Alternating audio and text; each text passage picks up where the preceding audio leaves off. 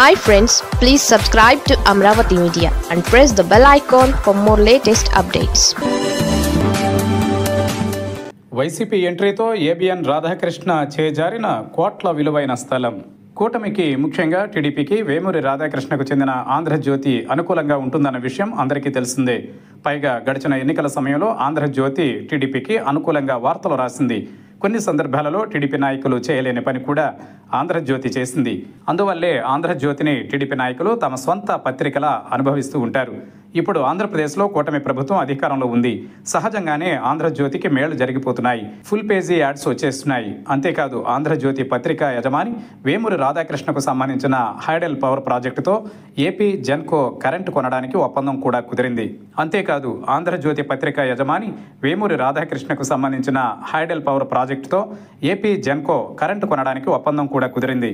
అయితే ఇప్పుడు తాజాగా వేమూరి రాధాకృష్ణకు విశాఖపట్నంలో అత్యంత ఖరీదైన ప్రాంతంలో స్థలం కేటాయించడానికి రంగం సిద్ధమైంది. అయితే చివరి నిమిషంలో ఇది దూరమైంది. విశాఖపట్నం నగరంలోని ఆంధ్రజ్యోతి పత్రికకు 1/2 ఎకరం హౌసింగ్ బోర్డు స్థలాన్ని విశాఖపట్నం నగరపాలక సంఘం ద్వారా కేటాయించాలని ఇటీవల ప్రభుత్వం నిర్ణయించింది. ఈ స్థలాన్ని నామమాత్రపు ధరకు కేటాయించాలని ప్రభుత్వం భావించింది. అయితే అంతటి ఖరీదైన స్థలాన్ని తక్కువ ధరకు ఎలా ఇస్తారని వైసీపీ నేతలు ప్రశ్నించారు. అంతేకాదు ఈ అంశాన్ని వాయిదా వేసుకున్నట్టు greater Hyderabad, Visakhapatnam municipal corporation mayor Srinivasa Rao ప్రకటించడంతో భూమి కేటాయింపు వాయిదా పడింది. విశాఖపట్నం నగరంలోని పరదేశిపాలెంలోని సర్వే నెంబర్ 203/2Pలో 1/2 ఎకరం స్థలం ఉంది. ఈ స్థలాన్ని ఆంధ్రజ్యోతి పత్రిక ప్రచురించే ఆమోద పబ్లికేషన్స్కు కేటాయించే విషయం విశాఖపట్నం మహానగరపాలక సంస్థ కౌన్సిల్ ముందుకు వచ్చింది. అయితే ఈ స్థల కేటాయింపు విషయాన్ని రెగ్యులర్ ఎజెండాలో చేర్చలేదు. కేవలం టేబుల్ ఎజెండాలో మాత్రమే చేర్చారు. ఈ విషయాన్ని 4-5 రోజుల ముందుగా కార్పొరేటర్లకు చెప్పాల్సి ఉండగా దానిని చెప్పకుండా గోప్యతను పాటించారు. టేబుల్ ఎజెండాలో 67వ అంశంగా చివరి నిమిషంలో దీనిని కౌన్సిల్ ముందుకు తేవడం అనుమానాలకు తావిస్తోంది. ఇంతటి అంశాన్ని టేబుల్ ఎజెండాగా ఎలా చేర్చుతారని వైసీపీ నేతలు ప్రశ్నించారు. దీంతో ఆ అంశాన్ని వాయిదా వేస్తున్నట్టు శ్రీనివాసరావు ప్రకటించారు.